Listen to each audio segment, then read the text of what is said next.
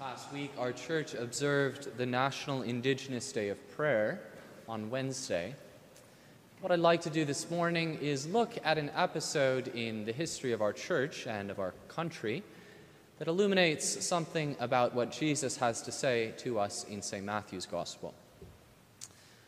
Now, you probably know that I didn't grow up in Canada, so I'm new to a lot of this history. If you grew up here, it's quite likely that in your textbooks you learned about the indigenous practice of potlatch. It took me till grad school to learn about this, but I'll try to catch you up in case you haven't heard. Potlatch is a little bit more than what we know as potluck, from which that name comes. It's more than sharing casseroles after a church service.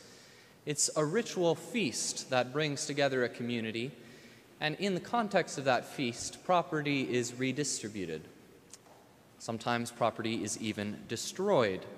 It's an elaborate ritual that brings together indigenous peoples of Western Canada. It's still practiced today, but its peak was probably in the late 19th century. And often potlatch was celebrated in the context of significant events in the community: a wedding, a coming of age, the end of a conflict. Blankets or canoes would be redistributed, and often there would be lavish displays of largesse. And all of this was done in a ceremonial context. It was an immensely complicated system. One of the pioneering anthropologists of the 20th century, Franz Boas, who made his name studying potlatch, described it as the most complex economic practice he'd encountered in the Americas. But in 1884, legislation was passed that made potlatch illegal. Much of the support for that legislation came from Anglican missionaries. They were among the first contacts Europeans had with the first peoples of Western Canada. They came long before the anthropologists. And not long after they first observed this practice, they began to agitate for its prohibition. It makes for interesting reading, because what's striking in their accounts isn't that they had some kind of religious objection to this practice. No, instead, their objection came in economic terms. They felt that the practice was wasteful. Property, which should be used for investment, for creating more wealth, was instead being redistributed or destroyed, and this, they felt, was inherently wasteful. And so they worked to make it illegal. It remained against the law until 1951. Well, this sorry episode in the history of Canada and in the history of the Anglican Church illustrates a conflict between understandings of wealth that are fundamentally at odds. On the one hand, the settlers saw property as destined for trade and lending. On the other hand, the indigenous peoples saw wealth as bound up with gifts, exchange. Of course, this is somewhat of a simplification, as the anthropologists would probably remind us. But it is a poor reflection on the history of our church that the church used its close relationship with the state to get the practice outlawed. And I think it's worth dwelling on this practice, not simply because it illustrates the ways that Christian practice can go wrong, though I think it is that. It's worth dwelling on because these differing ideas of what wealth is are often the metaphors we use to talk about God. Of course, the idea of property being used for lending and exchange, that idea hasn't gone away. It's still with us. And it's quite useful a lot of the time. Our groceries and school supplies depend on the exchange of anonymous cash or Visa. And so we depend on this kind of exchange, just as the settlers who first came to what we know as BC depended on it. I'm grateful for one to have a pension. That depends on investments. But this kind of exchange isn't the only kind of exchange that exists. There are also economies of gift. These are a little bit less tangible. Think, for instance, of what happens in wintertime here in Toronto.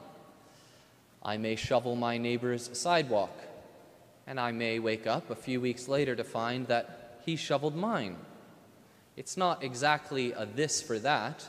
There's a sense of sacrifice. One of us is risking our back health for the good of the other. And out of that exchange, that mutual gift, there springs up a kind of relationship. It's a trivial example, but you can think of larger ones that involve gifts. I'm told, for instance, that in restaurants in provincial France, it's customary to pour your neighbor's wine. You may not know that person, but it's a way of signifying mutual respect, of creating a community where otherwise there would simply be transaction. And as I said, these two ways of exchange also inform the ways we think about God. Very often, I think, we think about God as a kind of cosmic banker. Now, no offense to the bankers and accountants here present, but there's something a little bit deficient in seeing God as simply someone who tallies up rights or wrongs. And yet this is how we often think. God is keeping score. If we say our prayers on time, if we put in our devotion, if we come to church, well then we'll reap the rewards later on. We'll be in the black, so to speak. It's a pretty crude picture, but it's appealing too. We get the sense that we're in control of our destiny, that we can decide how we are seen in God's eyes. And yet, while I don't have any expertise in economics, I can't make any judgment between market economics and gift economies, I am, as a priest, here to tell you that God is not some kind of cosmic banker. The way the Bible speaks about God is in the language of gift. That's what grace means. And it seems clear that the indigenous practice of potlatch was much closer to the Christian gospel about gift and sacrifice than much of what the missionaries were preaching. Though potlatch isn't a religious ceremony, by exchanging gifts, its participants demonstrate that it is gift that is at the heart of human relating to one another and to God. And it's interesting that at least some indigenous Christians have drawn a connection between potlatch and the ritual feast that Christians celebrate each week, that we will celebrate shortly in Holy Eucharist. Eucharist is also a feast in which gifts are given and in which those who receive those gifts receive their standing based on grace. In the service of the sacrament, we ritually remember and make present Christ's one sacrifice of himself. Sometimes the story of the gospel is talked about in terms of debt, and I suppose there's a place for that too.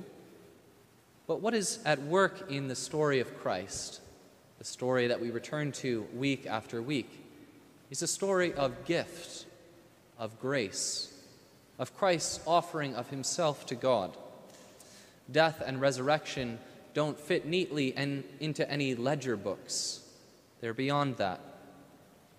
And here at the table, we will soon enter into that economy of gift, of exchange between God and God, in the bread given and the wine shared.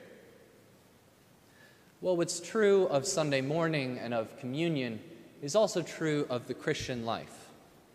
And I think that this practice of Eucharist explains a little bit of the challenge of Jesus' words in St. Matthew's Gospel. Last week, Maria spoke about what it means to follow Jesus, and we return to that theme in St. Matthew this week.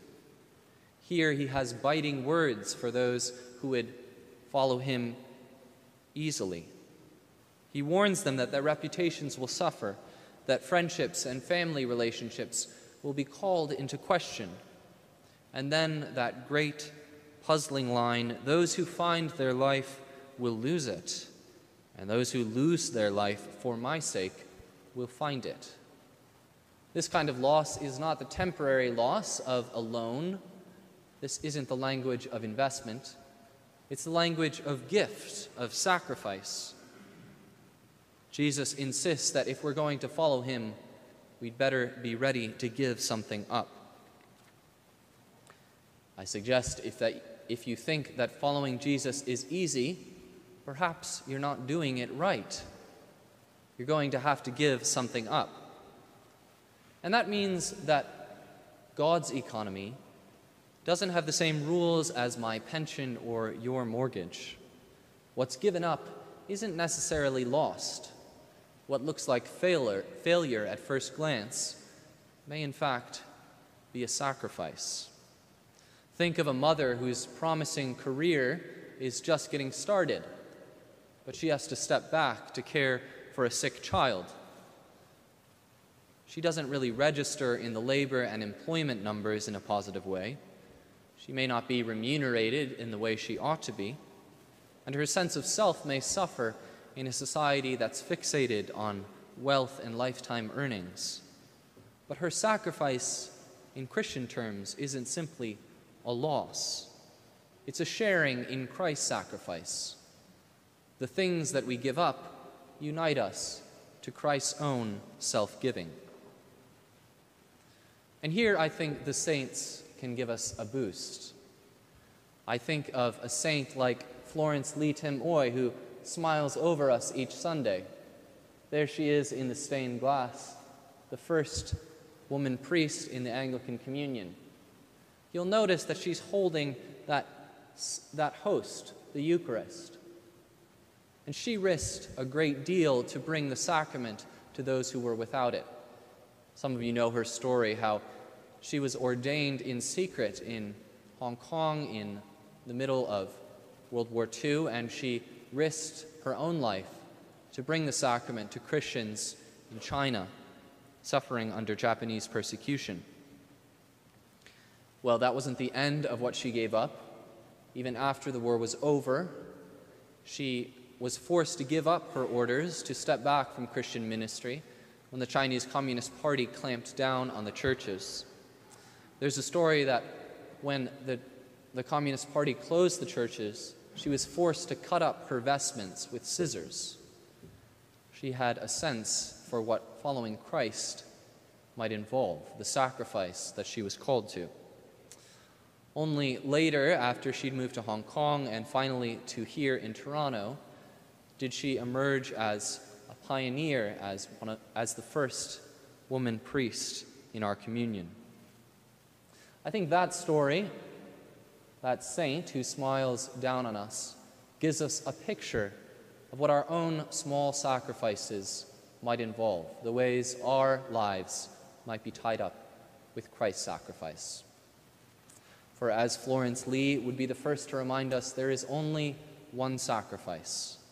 It is Christ's. And there's only one table, and it is here. To it we come to give thanks to God and to receive the gift of membership. Thanks be to God.